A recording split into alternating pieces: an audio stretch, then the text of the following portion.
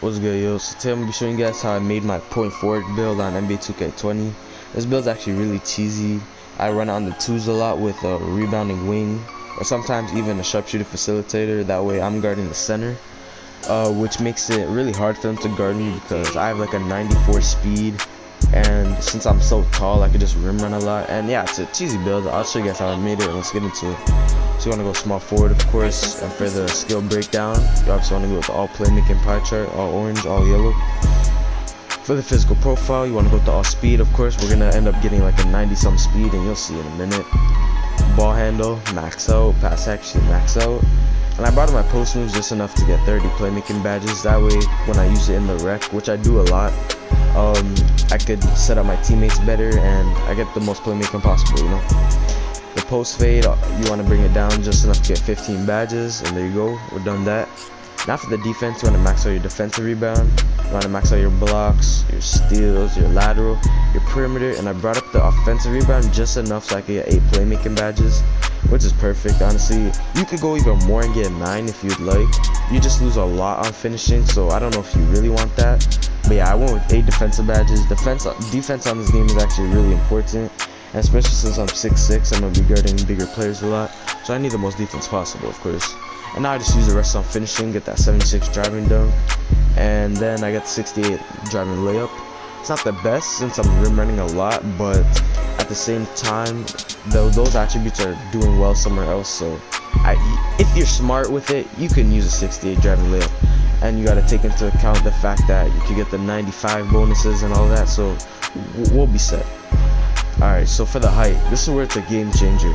Most point forwards I've seen go 6'7", but I honestly like 6'6". If you look at 6'6", a lot of stats get boosted across the board. You get obviously the more speed and acceleration, you get more layup, you get more dunk, you get more shooting, you get more ball handle, of course, which was the biggest thing for me because at 6'7", you only get an 83 ball handle, so I'd have to get hot during the game to even speed boost. But if you go 6'6", it goes all the way up to an 89 ball control, and that is perfect. And you'll see later on it actually gets to a 90 ball control, which is perfect. Even the defense gets boosted. So 6'6", I highly suggest it. You're only losing 1 inch of height. Please go with 6'6". Now the weight, it's up to you if you want to go minimum weight right here.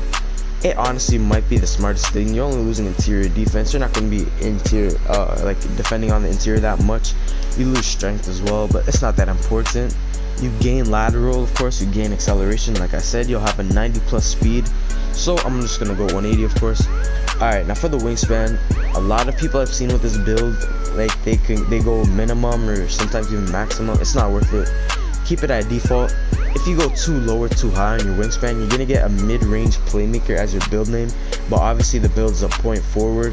That way we can run the point on our teams. So leave it at default. You can go maybe 1 or 2 up or down, but I'm gonna leave it at default.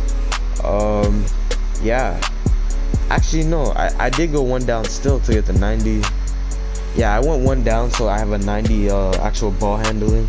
So go 81.8 on this, honestly. And yeah, so now for your takeover, of course, you can choose between playmaker or post scorer. I'm gonna go playmaker takeover, of course. I like it the most. And yeah, point forward, there you go. That's the build. Now I'm gonna show you guys what badges I use. Alright, now for some badges. Like always, gonna start with the defensive badges. I love getting 8 badges because it's just perfect. Honestly, I like going with the clamps, of course, the intimidator, the pickpocket, or even the interceptor. This is what I run like to this day right now.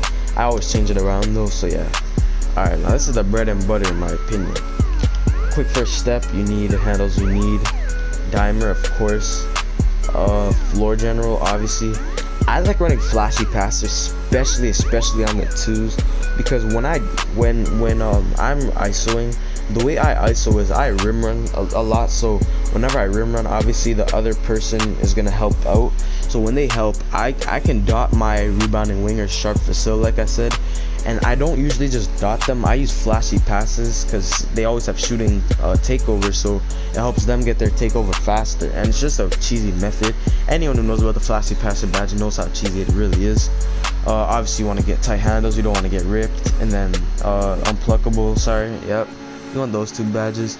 And for the last two, you can use honestly whatever you want. Sometimes I go with the bailout for when I just want to, you know, I'm being double teamed and I want to pass it out. Sometimes I even go a Lob City if I'm playing with a slasher. But right now I'm just gonna keep it on bailout because it's actually a pretty cheesy badge.